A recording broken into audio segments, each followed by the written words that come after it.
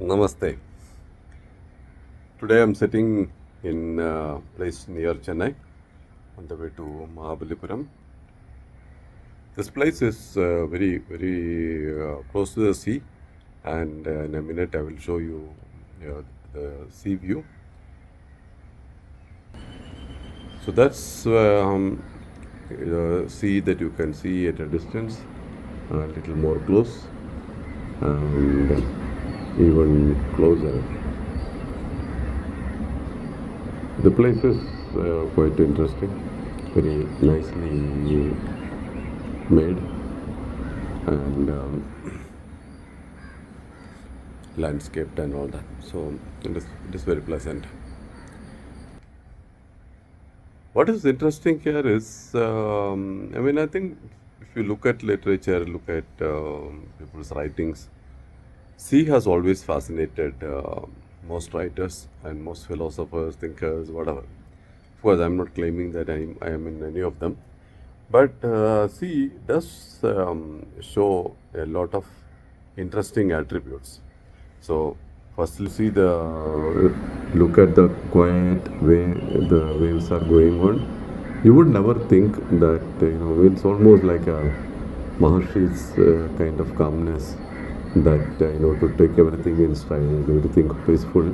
But I'm told that underneath there is actually turbulence.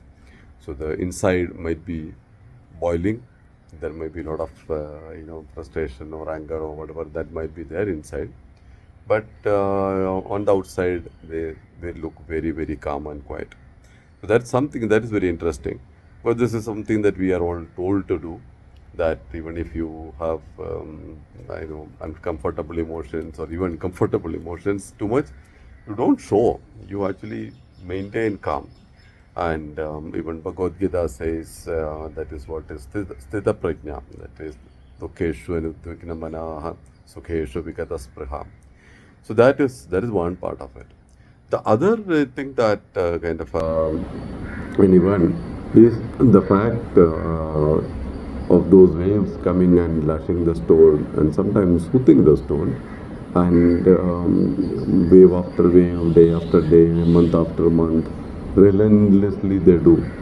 And that's a kind of extreme example of persistence, which we generally don't always have. So the amount of persistence that sea demonstrates is amazing. And so while we enjoy the beauty, we also get deeply attached to the image that the sea portrays.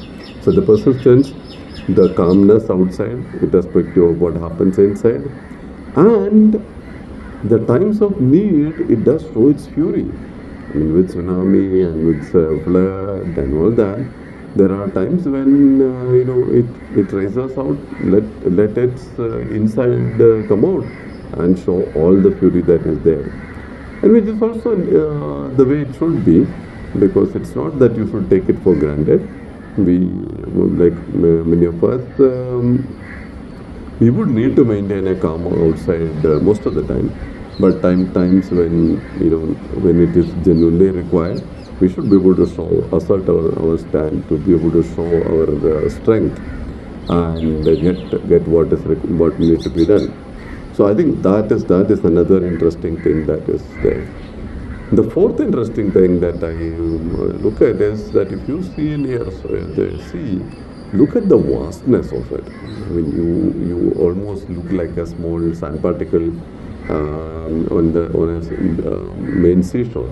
It's such a vast sea. You don't know where the end is. You don't know the left or right in a place like this.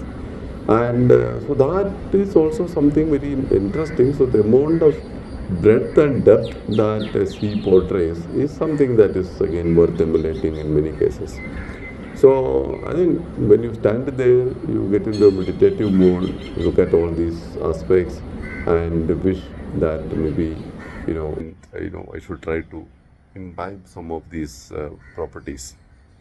So that's with that thought, I'll leave you today. Have a great day.